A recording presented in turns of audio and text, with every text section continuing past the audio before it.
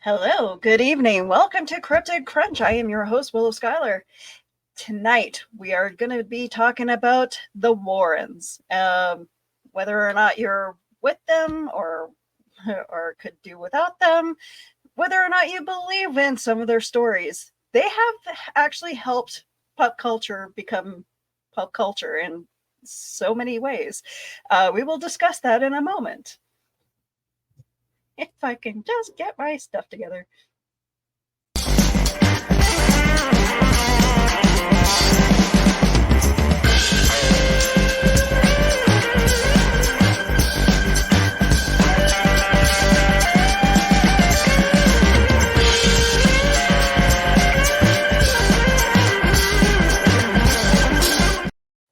All right. With me as always, Keisha. Hi guys, I will sound dead today because I have the flu. So you're welcome. She is being possessed by a grossly demon that I imagine he's a little green demon that's like just snuck his way up my nose one day, and he's just living inside of me. It could be that that oozing thing that from the Amityville Horror. Oh, I thought that was my child. We we'll also have another special guest tonight too, though. Yes, I'm excited for this. Donna Carly. She usually is in our chat with her husband, Carl. We coerced her to do the show with us tonight. She didn't get a choice. No. I said we coerced you to do the show tonight. I just forced you into it, didn't I? Oh, not really. Somebody gave me a chance to put down the Warrens, and I said, I'm in. That's what it was. Mm. You jumped on that pretty fast, though. I was like, hey, you want to do the show? And you were like, yeah. I'm always here for you guys. You know that. Yes. I'm excited to do the show, though. Like, it's something that's been on the back of my mind for a while. And then, of course, I saw the podcast. I watched the podcast with Jack Osborne, and they're talking about this one case of the Warrens. And I'm just like, oh, okay, we have to talk about this. Because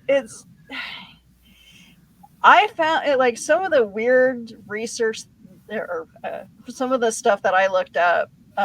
This is one of the weird things that popped up for me was the fact that Ed Warren was a painter, and he would go around painting pictures of houses that he felt was haunted, and he would go to the owners of these houses and try to sell them. Not gonna lie, I actually like his paintings. They're actually really decent. Beautiful. Yeah. But I'd probably buy it. Collector, he would use that as a foot in the door to get inside people's houses.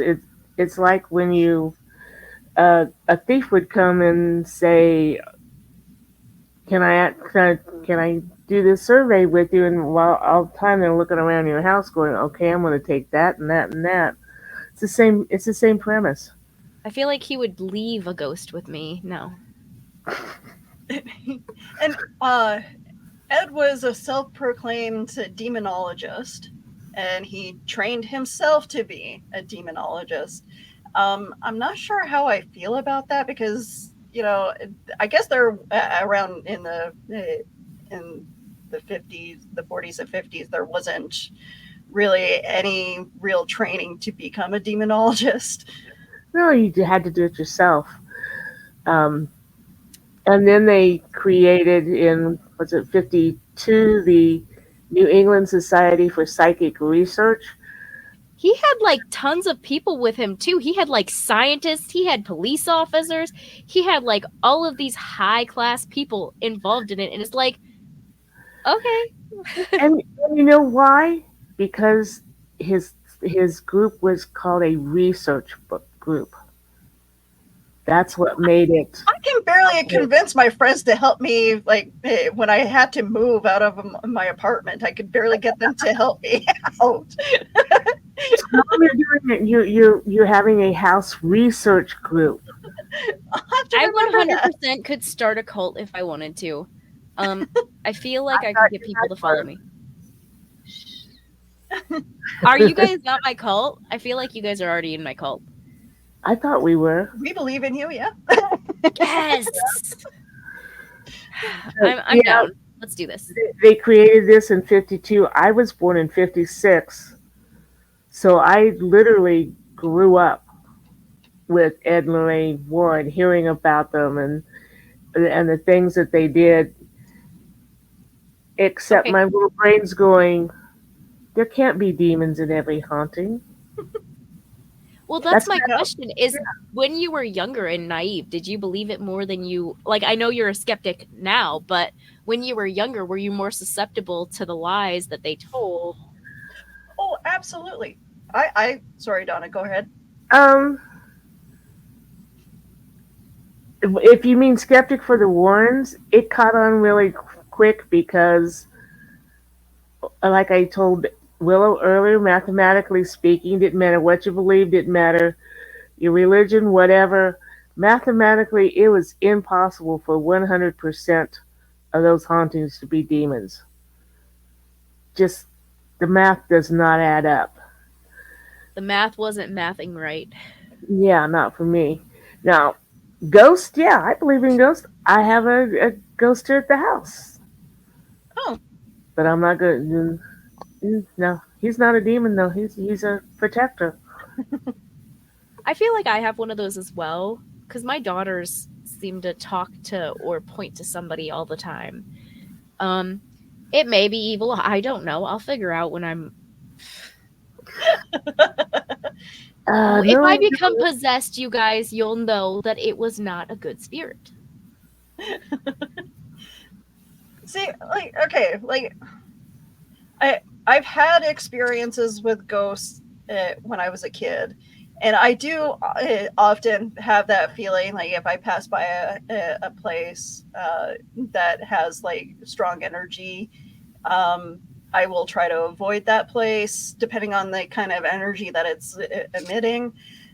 But I will never, I could never go up to someone's house and go, "Hey, your place is haunted," you know. yeah, I 100% will. I am that person that walks past you in a store and goes, "You smell delicious." And they're like, "Excuse me?" And I'm like, "You smell delicious. I don't know how else to put it. You smell delicious." And so I would 100% walk up to somebody and be like, "Hey, I feel this energy coming from your house and I think you're a little bit haunted. Like, I might see some stuff in your windows." I feel like I would be that person. I don't want to just leave them with a haunting. But mine would be serious. Mine wouldn't be like lies to get money from people. I don't even like money.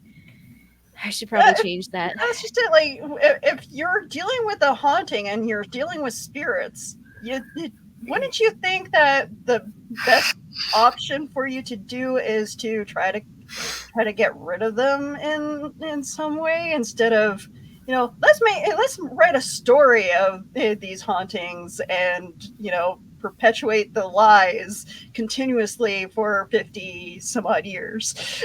well, if you're like the Warrens, oh, this is going to bring us money. Yeah, we're going to write a book. Yeah, Bladed has a good question. Sorry. The people called Catholics to deal with them. Oh, yeah, yeah. How about the fact that most hauntings people will call Catholics to deal with them if the spirit is something other than Catholic? You will just piss it off. That's a good point. I'm gonna throw yeah. holy water at you. Yeah, I feel like that's how that would go. Yeah, See, Don't okay, get me wrong. I do randomly throw. I do have holy water in my house. I have holy water in my house, and I will use it. I will 100%. But whatever my daughter put on the back of my door is the strongest, most potent thing I've ever. I don't know what it is, but whatever it is keeps whatever she wants out. I think I told you guys a while ago that Dolores christened one of our doors downstairs. She made this concoction out of like dirt and like I honestly don't know what else was in it. There was like some leaves and some dirt and some whatever. She put it on the back of our door downstairs to our what is now a storage closet because she refuses to use it as a bedroom. Huh. But she put it on the door and she said that's to keep the bad guy in. And I was like, you know what? It's staying there, and it's still there to this moment. That is the most potent thing on the planet. I will never take that off the door. But I think that's more important than holy water. No offense if you're Catholic. As long as you believe that that's keeping spirits at bay or whatever demon is behind that door at bay, then go for it. Yeah. But to answer Lady Thesis's question, I think it's because the Catholic Church has more rites and ceremonies than the other Christian religions. Yeah, because I don't recall, like, in all my times of, growing up in the with going to church and stuff like that, I don't recall ever hearing about there being, like, the Christian faith having people come to the house and bless the house. Mm-hmm. I hear all the time about Catholics sending the priests, but no. I've been involved in both the Catholic Church and others, but the one that I found actually most involved with that has been Mormon. Like, they will come and they will give you blessings and they will bless your house and they will bless, like, before I had my daughter, they came and gave me a blessing to make sure that, but they blessed my house, they blessed everything to make sure, like, nothing went wrong. And I feel like they've been more in depth with than the Catholics were, because I remember growing up Catholic and I memorized a lot of stuff being Catholic, but I feel like I have a lisp right now. I'm sorry, guys. Okay. But growing up Catholic, I didn't feel like they were as involved. Like, I feel like a couple times they came to a few of my loved ones' houses, and like, I feel like that was only when they were dying. They came and they gave them a blessing when they were dying, but that was it. Mormons, they were like, bless this, and this. And I was like, okay. So I don't know. I'm going to have to look into that now to see if they actually do have anything for, like, hauntings and stuff. Now I'm curious. Yeah, I'm sorry, I didn't think of that before we started the show. I was brought up Methodist, and there wasn't anything mentioned about that. Like, I know that there are different cultures that do, the Aboriginals will come and do, like, sage blessings, and I don't know, just... I feel like Wiccans have a lot of, or that kind of genre, I guess, of religions do that a lot too. Mm-hmm. I know there's, like, a lot of, like, little, we should probably touch on this on a future episode, but like, some, like, the old wives' tales of how to bless a home, and, like, putting something at the far east corner of the house, or like a little token. Like putting things in your windowsill and putting things outside of your window, putting things outside your door. You're not supposed to put a welcome mat in front of your door because it lets in evil things. Like, I didn't know that. If you move I did a bunch of research on it. Yeah, if you move into a new house, take a loaf of a loaf of bread and a shaker of salt, because that will ensure you will never be hungry in that house. Oh, interesting. Oh man, I should have done that. Oh no, I started a thing in the comments. Sorry. Thesis. Oh, don't get me started on Mormons. I live in Utah and was baptized into that church, so I have my own. It's okay. Thesis. I have my own issues with the Christian faith too. So don't. I have my own issues with literally every type of thing. I will pick it apart if you let me. No. I'm kidding, kind of. I'm more than willing to listen to every type of religion, but like when it comes to my my own religion that I was born into and raised into, I'm just like la la la la la la. Yeah. Did you guys, either of you, find out if they followed some religious, Lorraine and Yes, because I'm Ed? pretty sure both of them were Catholic. Mm-hmm. Oh, that explains why they had so many. Yeah, Yeah. they had. I'm fairly certain they had ties to the Catholic Church. Because I was going to say, I didn't see it, but I also didn't dig into, hey, what do these people think? But sometimes that makes a difference. I've noticed. Like, what people follow will make a difference as to what they preach or do. Which is probably why they were very heavy on the demons. Yeah, and I'm fairly certain they had ties to the Catholic Church. And then Donna, or even Keisha, did you guys own any of their books? No. Because I heard about them, but I just never really picked them up. And I In a feel like Dark 4, Place so maybe. was a basis for the 2009 horror film, the Haunting in Connecticut. Mm. That's the one where Ray Garton. Oh, this was crazy. He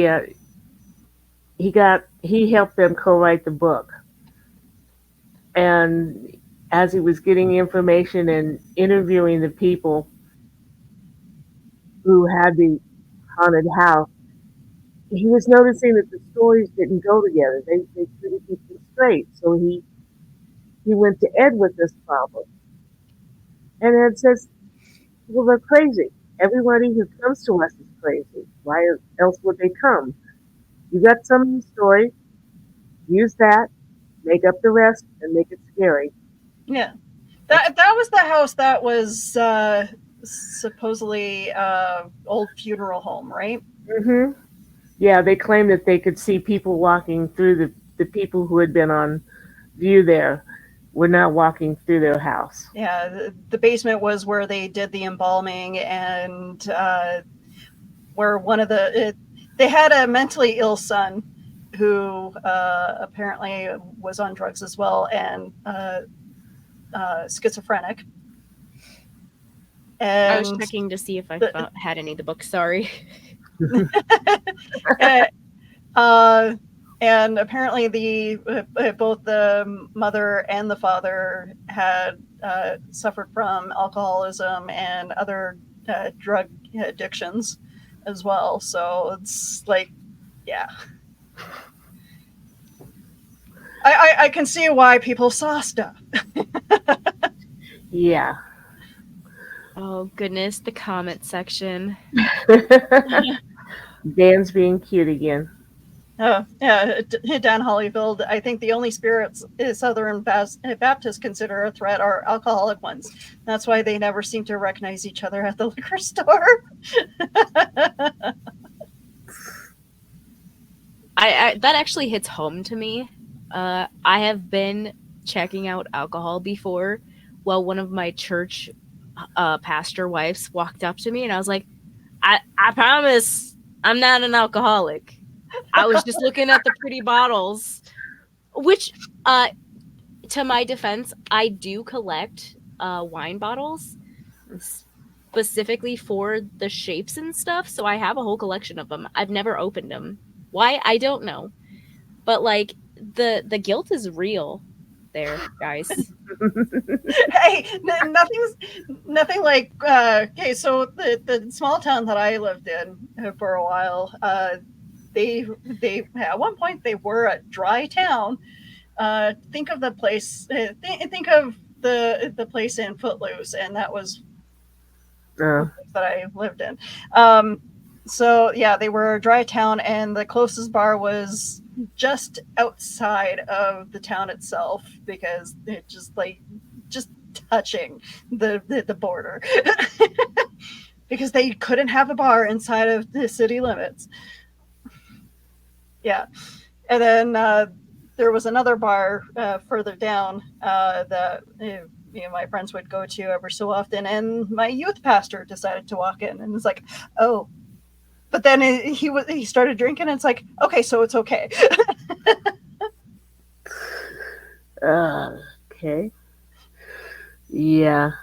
You're muted, Keisha, but It's okay. I was just saying, you know what? Youth pastors seem to have a theme here, because my youth pastor is the first one I collected knives from. Like, he's the first one that I got a whip from. I had a mace from him. I had a whole bunch of knives from him. A whole bunch of shurikens. Is that what they're called? The throwing I shouldn't be surprised knives? about this. I really shouldn't. I still own them. I will eventually show you guys them, as long as it won't get us banned off of the show. I don't have the whip anymore because it was actual leather, and I lived in a trailer for a stint, and mice ate it. Oh, interesting. I was wondering that too, Dan.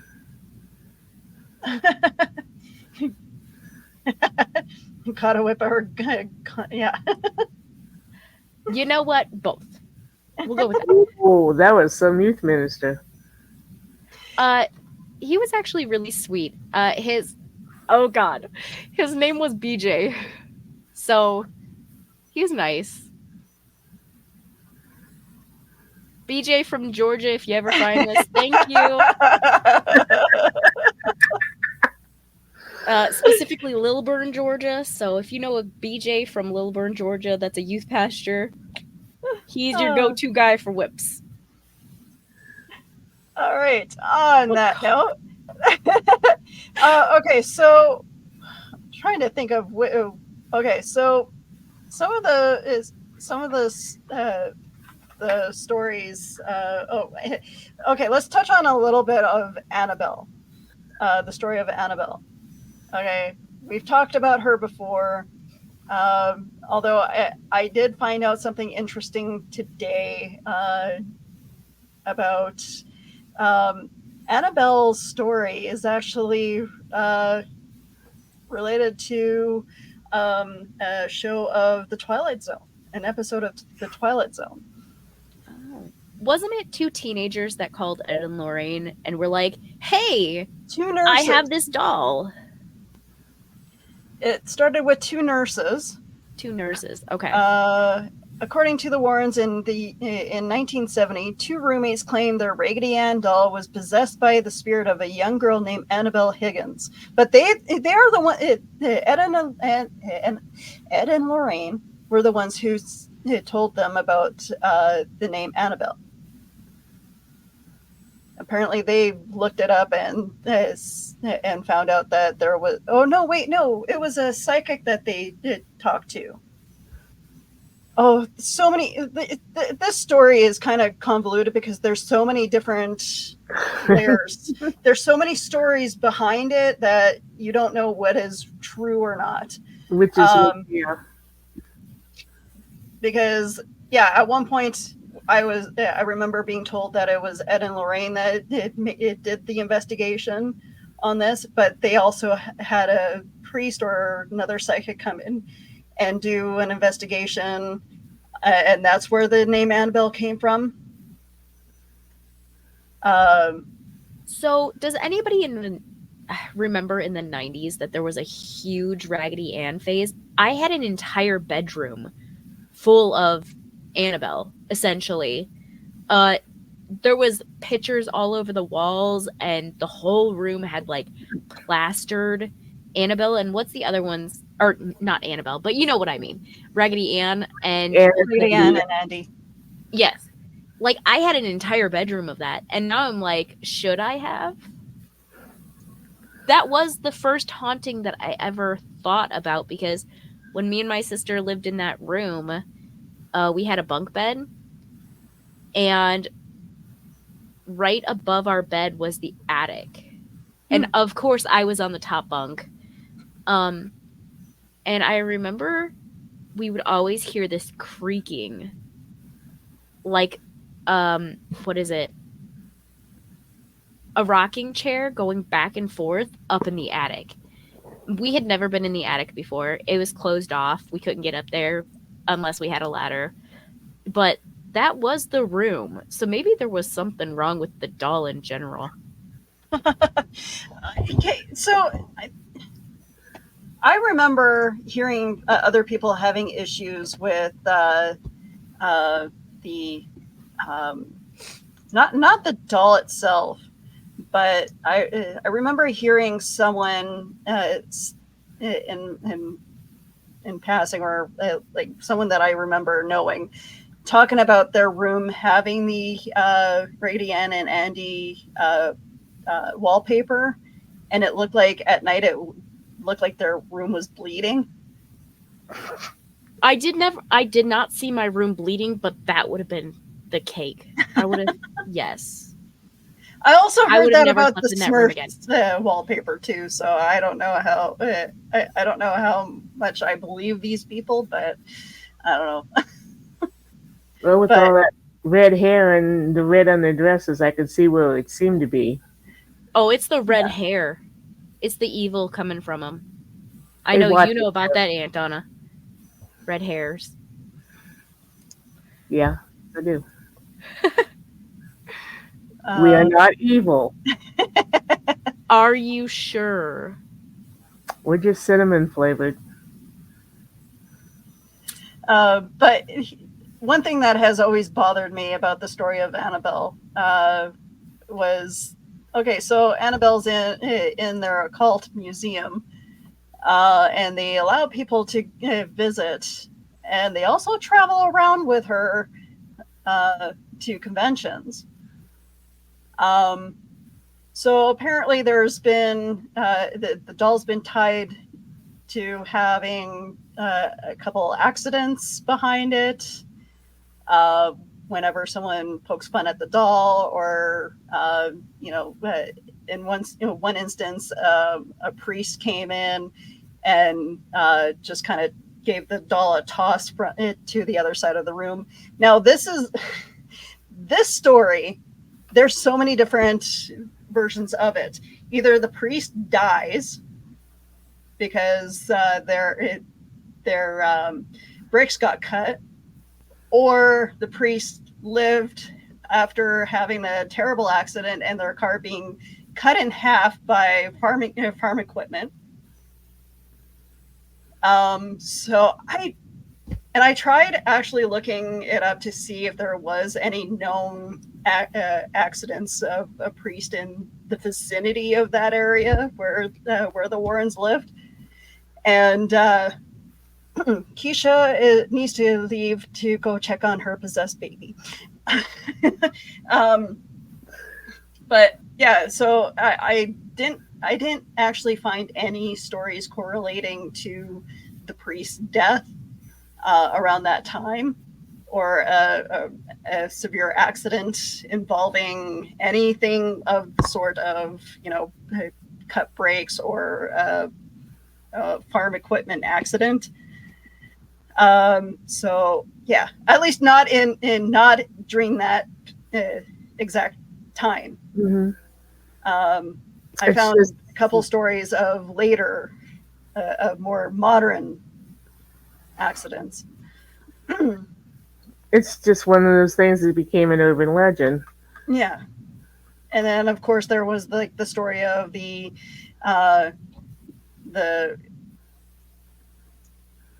guy getting into an accident with his bike and hitting a tree and dying. Again, it's just each time I've heard Ed and Lorraine talk, it seemed like their stories got different, like changed in some form or fashion. And even Ed, during one interview, couldn't keep his story straight of what location they were at. Yeah, we're all of us. We don't tell the exact same story the exact same way every time, but the details are the same. Yeah. And when they don't get the details the same, you got to sit back and go, okay, which part of this am I going to believe or not believe? Yeah, exactly. One of my biggest concerns was hearing Lorraine talk during this one interview, and it was an interview in 2000, um, and she sounded very scripted. Like it was almost like uh, she was given something to rehearse, and it just bugged me, that whole interview. And yeah, Ed talked the majority of the time Mhm. about different things, and the guy doing conducting the interview had to cut him off a couple times and said, "Okay, we need to, we're running out of time. We're, and I mean, yeah, the guy's a talker." Yeah, also a control freak. Mm-hmm. Um, it's sad that that we can't hear him talk now, but at the same time,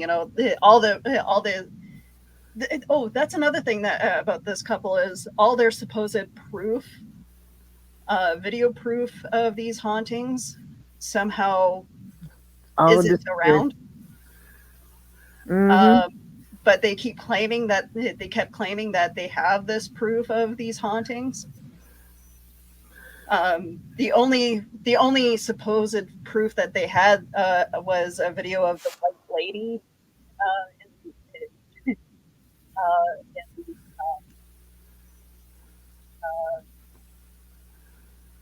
there was sorry, my husband just all of a sudden started singing. Um, uh, they were conducting an investigation at a cemetery, and Ed said that there was a white lady walking about, and he apparently turned on his camera and caught it.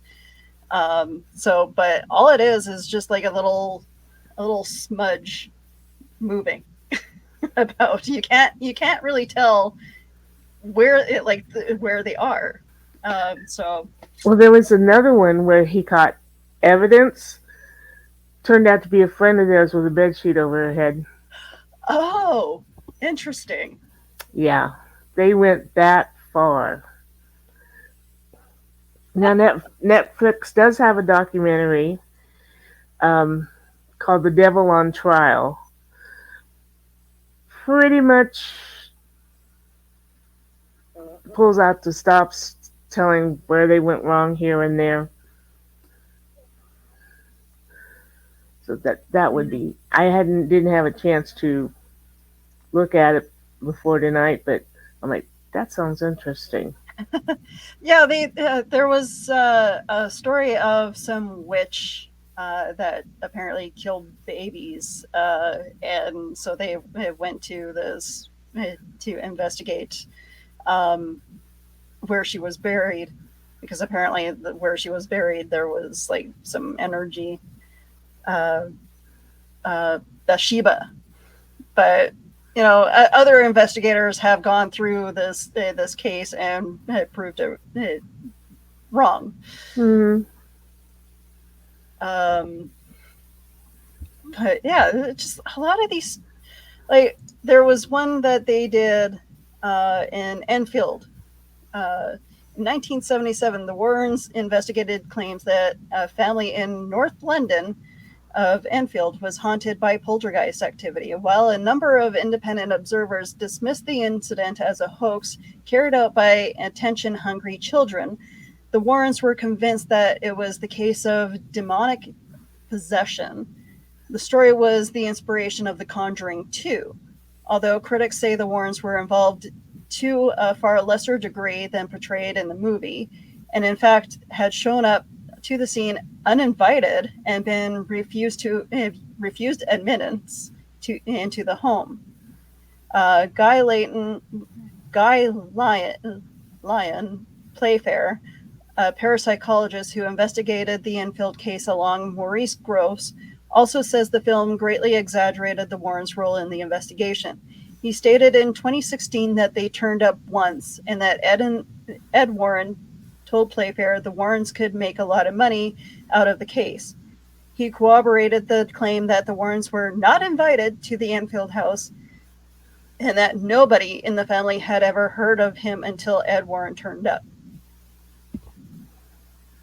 They did that a lot. They showed up at like the middle or the end of an investigation, but then they publicized that it was their investigation.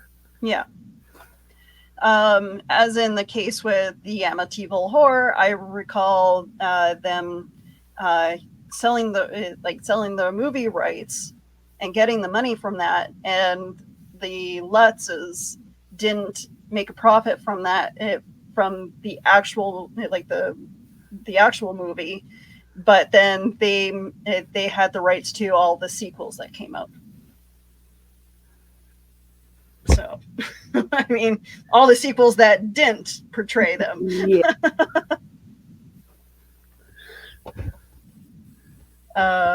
So yeah, there's that, and I think I'm there. Oh, and another interesting fact is that with some of these cases of them, their investigation, a lot of the happenings stopped after they showed up or after they left. What a coincidence.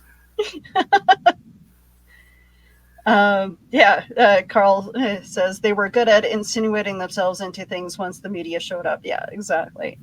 And that just tells you what kind of people they were. And the more that I hear about them, the more I look into them, the more this is why we can't have nice things. On the other hand, we're getting more sophisticated. The public's getting more sophisticated. And unless you're too emotionally involved, you could probably figure out who's pulling your leg and who's not. Yeah. And also with the case of the Amityville Horror, like they put out a picture of what was supposedly a little boy at the top of the staircase. It ended up being one of their camera guys. Mm-hmm. Hey, you do what you gotta do. The only reason why they made money off that picture was because they managed to cash it in a way where it looked like the eyes were glowing. Yeah. Which is hard to do because humans' eyes there is no eye shine like with animals. Yeah, I don't know. Just it's a black and white photo, and yeah. I wonder if maybe they put like eye drops or something in his eyes. That would have done it. I will see if I can bring it up.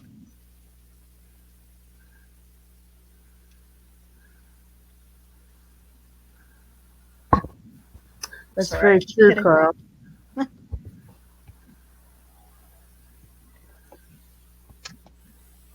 And the trouble is that the Warrens were saying what people wanted to believe. Yeah, exactly. Those people would be vindicated. They took a lot of advantage of the naïve. And I mean, 1970s, 1980s, even up to the 90s, there was a lot of misrepresentation of these stories. There was nothing really backing up what was actually happening.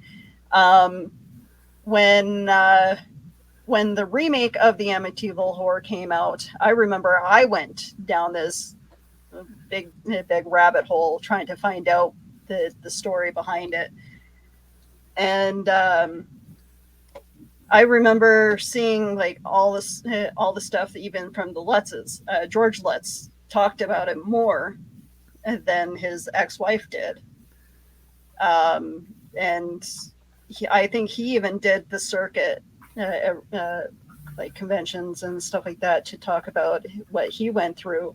And I recall he even had a few choice words to say about the Warrens around that time.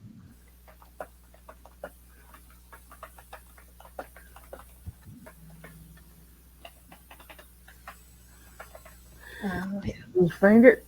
Yeah, finally. Sorry. That's okay. I'm just chastising my husband.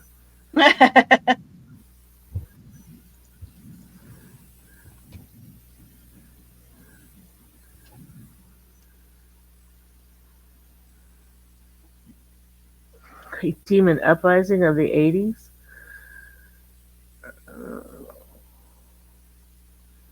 I must have missed that. I was at the bar. The Great Demon Uprising of the 1980s. Okay, so there was there was a funny story, and I've touched on it with the Ice Cream Queens months ago, of this one family that tried taking advantage of the public's naivety. Oh, I can't say that word. Stupidity. Okay. Works for me. And they tried to say that their daughter was possessed, but they caught her on camera just knocking over a lamp, and it like later on, it just, yeah, the fact that people actually believe that this case was actually real it makes you shake your head. But yeah, here's the picture.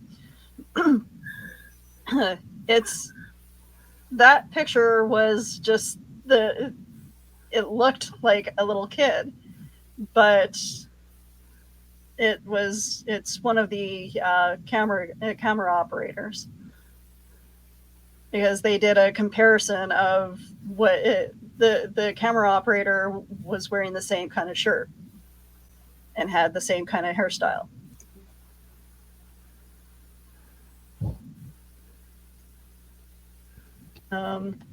Ignorance, perhaps. Yeah, I could say that. Nicole was mentioning the red eye flash bulbs back then, but that shiny eyes is definitely not that either. Yeah, it's the reflection of light on the blood in the eyes, retina. The red eyes from the old flash bulbs in the 70s. Yeah, I don't know. I honestly don't know what could have caused that look. If that was taken today, I would have said somebody photoshopped, because it's just like they took the eyes out. Yeah. Yeah, I can't remember if no, I don't think he was wearing glasses. Mm-mm. But yeah, he was just setting up the cameras, or some kind of some of their equipment, and they happened to snap that picture.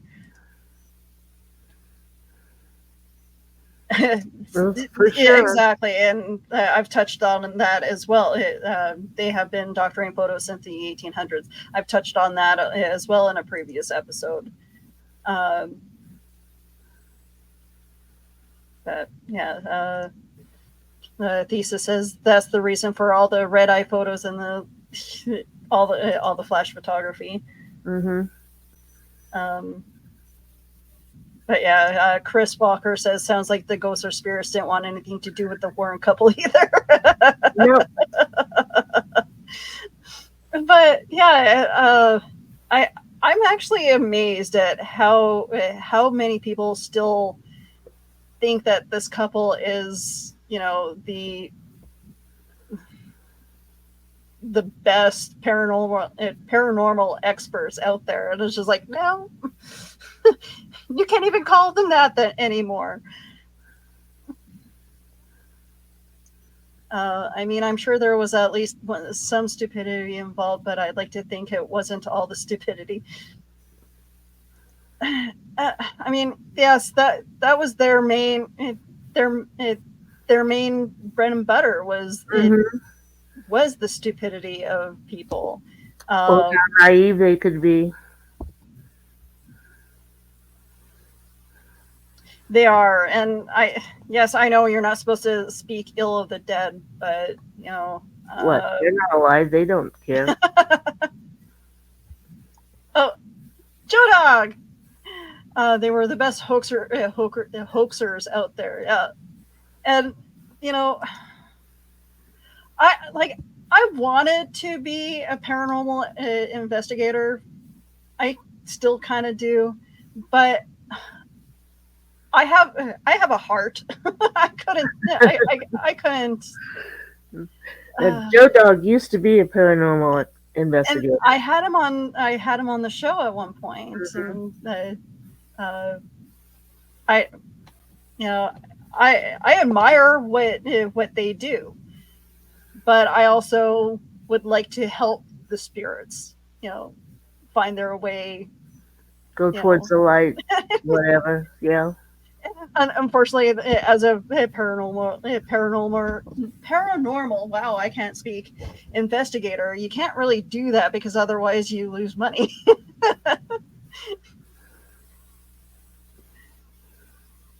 Oh, I like that. With the fact that they're dead, so why haven't they come back to prove ghosts? I mean, I have a spirit board. I could probably conjure up their spirits. No, I don't really want no to do spirit that. board. Besides, if they were to come back, they'd have to come back as demons because, according to them, hauntings are only demons, not just ghosts.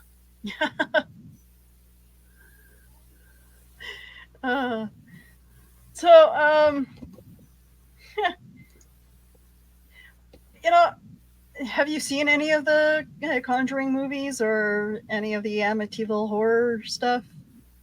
Oh, I've seen the first one of each. Mm-hmm. I'm not really big into horror, but there are some things you kind of have to watch because they're so iconic. Yeah, I watched the remake when it came out in theaters, like the one with Ryan Reynolds, and I thought that was really well done. My husband kind of makes fun of me because he's like, "Well, you couldn't, you had to have the light on." I'm like, you know what? I'm not the only one who got kind of spooked out. I mean, considering his dad, had to drive with his car light on when he watched Aliens. So I we all have our moments where we got scared, and Joe doesn't like it. Joe got scared of The Grudge, so. Oh, well, yeah, the trailer for that was enough. But I like it. I liked the movie for what it was. It was very well done. I knowing now, the fact that based on a true story isn't exactly true either. Well, it's like all those TV shows that's based on so-and-so's novel. Yeah, they've used the characters out of there, but that's about it. Based on a true story, the characters and situations are greatly exaggerated.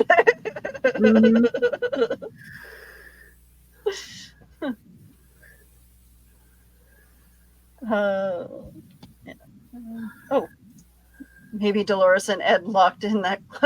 Dolores and Ed locked in that closet. Well, he was a bad man. Hey, Nick. Nick pushes Horror Channel, and nice to meet you. Thanks for coming here and visiting us. I was really hoping that these people were better people.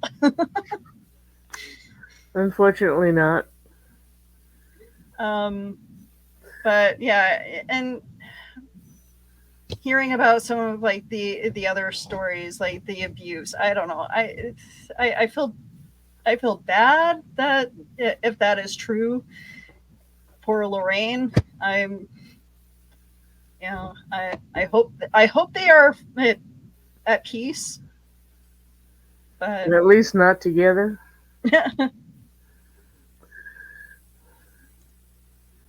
The only movie that really freaked me out was Mirrors. I avoided reflective surfaces for a while after that one. I can't say I have seen that one. There was a couple interesting horror movies from the 80s that I remember seeing, and but yeah, I think the 70s and 80s had like produced a lot of cool horror movies. Mm-hmm. And I was actually saying this to Joe earlier. That's one thing that I miss about renting movies is looking at the box art of a lot of these movies. And I think the movies from the 70s and 80s had better box art than the movies out now.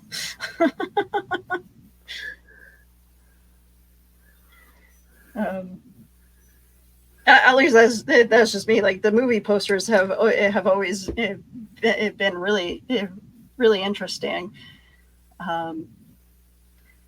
but I don't know. Just Ed and Lorraine's story. The more we dig into them, the more I find out that they're horrible people, and it just puts a distress in like the paranormal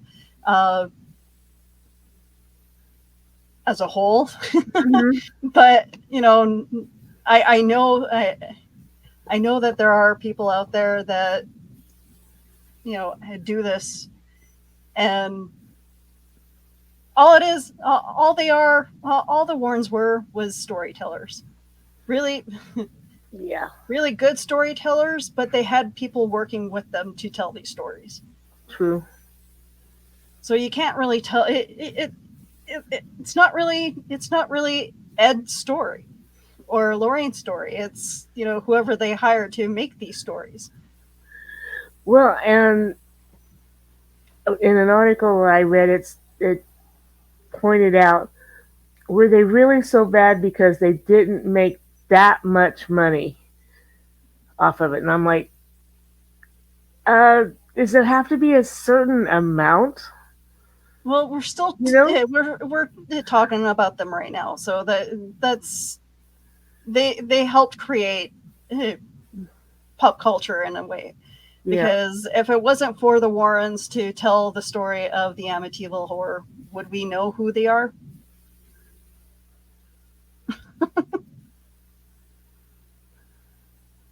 Probably not. Yeah. Oh, yeah. The trouble is that poor people who paid them money for books, etc., hoping to find some hope of an afterlife. Exactly. Yeah. Yeah. Thesis says the only movie that really freaked me out was sorry, the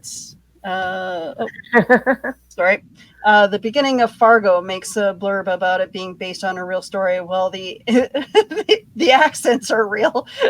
But here's okay, so the story of Fargo is like there's like 3 or 4 different stories that movie is based off of. So it's like they created all these characters surrounding like different stories and just tied them all together. Wow.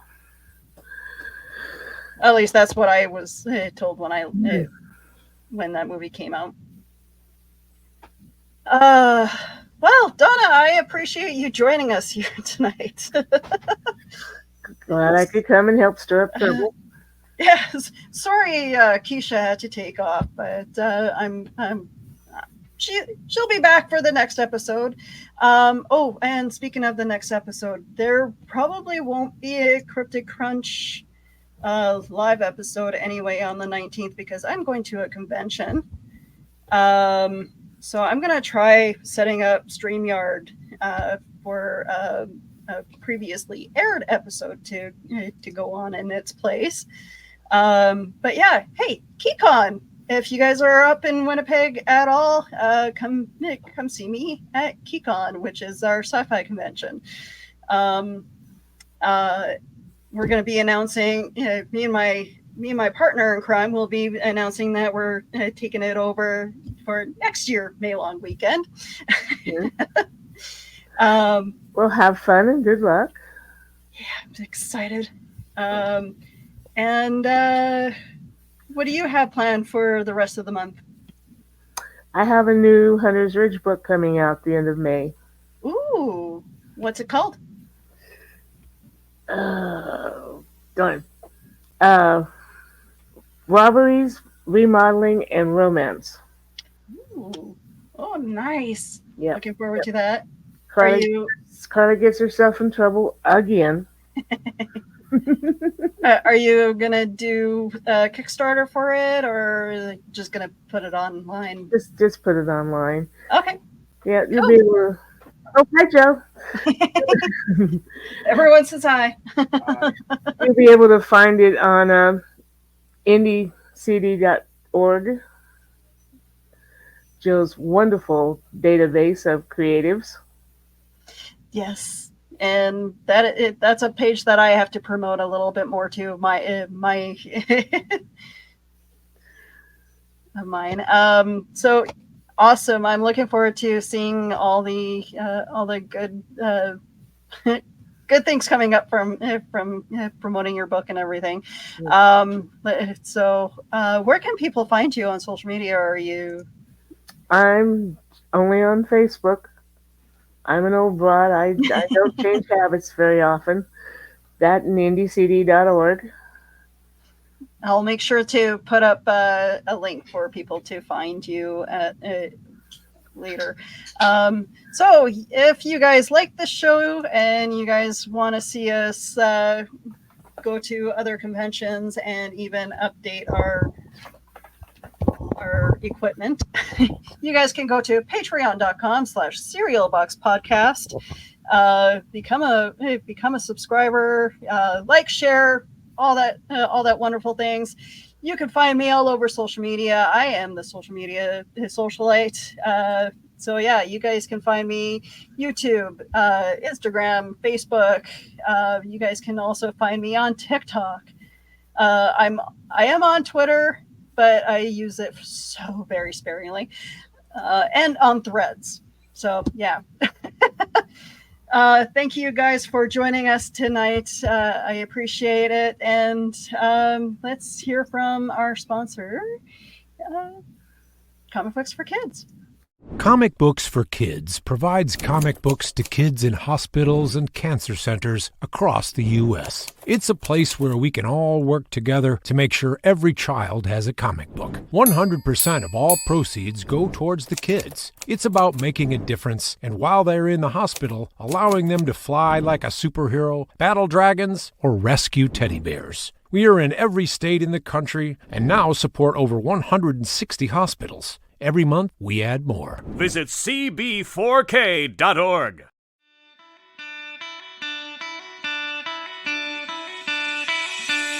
It's like Coca-Cola, Levi's